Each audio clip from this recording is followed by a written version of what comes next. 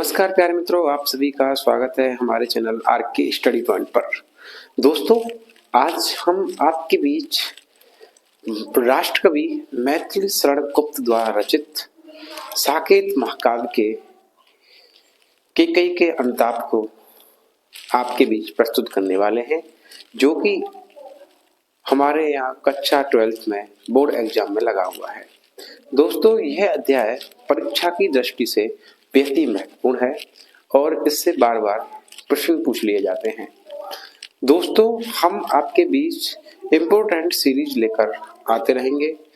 दोस्तों, दरअसल होता क्या है, आपको पता है कि केकई का अनुताप लिया गया है आपके साकेत सर्ग से, और साकेत सर्ग के लिए कहा जाता है साकेत महाकाव्यम नवम सर्ग है। साकेत महाकाव्य के अंतर्गत 9 सर्ग हैं, जिसमें से यहाँ आपके बीच प्रस्तुत है केकई का अनुताप। दोस्तों,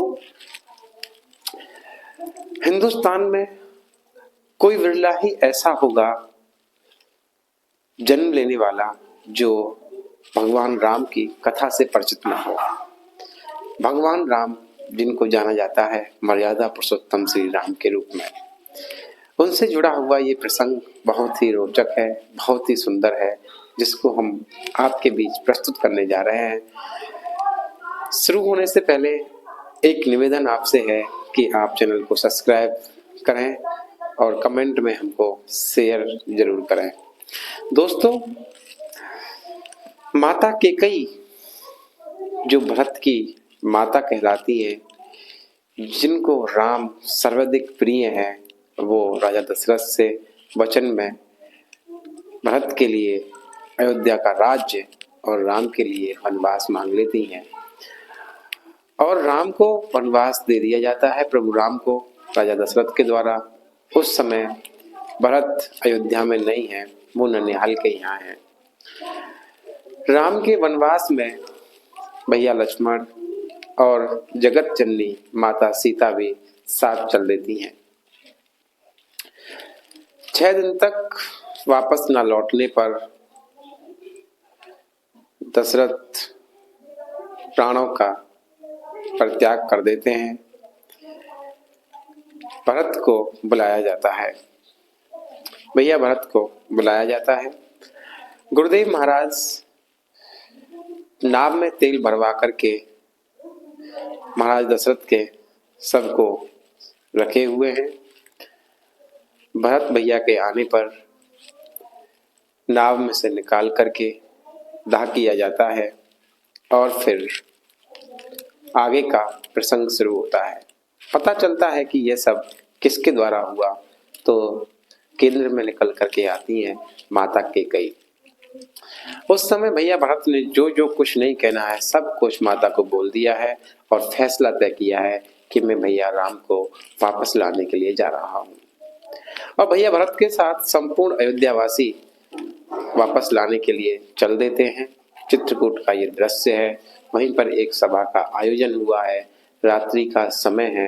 कविता आपके सामने प्रस्तुत है केकई का अनुताप। कैसे?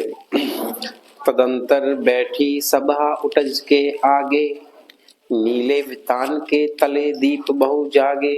टकटकी लगाए नैन सुरों के थेवे, परिणाम उत्सुक उन भयातुरों के थेवे।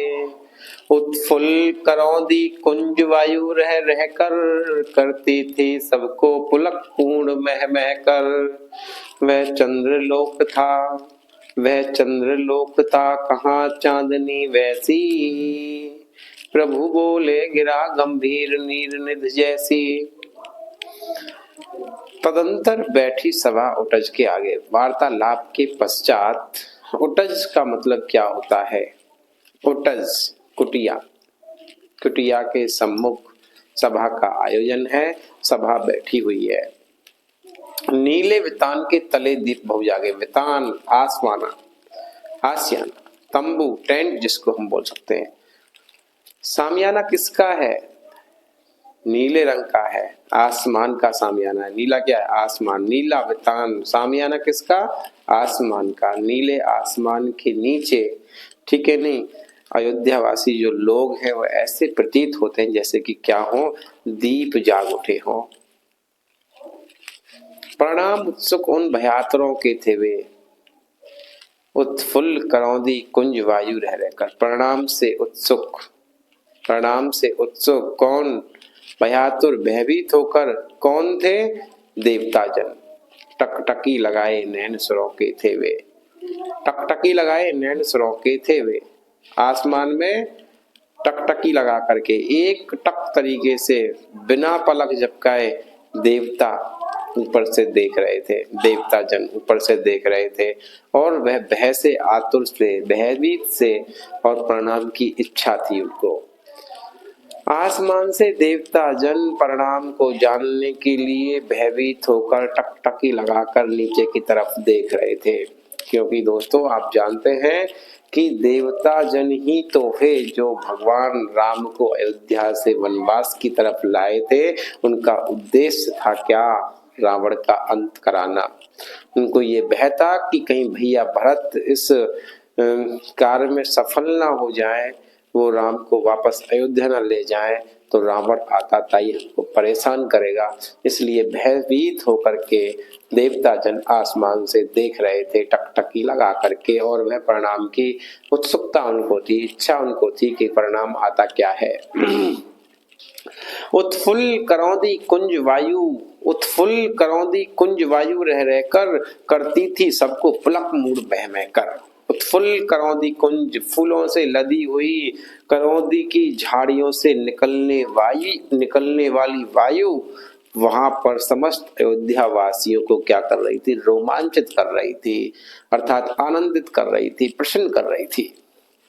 वह चंद्रलोक था, कहाँ चांदनी वैसी चंद्रमा का लोक, वहां जैसा लोक चंद्रमा का, वहां जैसा प्रकाश, वहां जैसी उजियाली, वहां जैसा आसमान, वहां जैसे लोक नहीं थे, और वहां की जैसी चांदनी और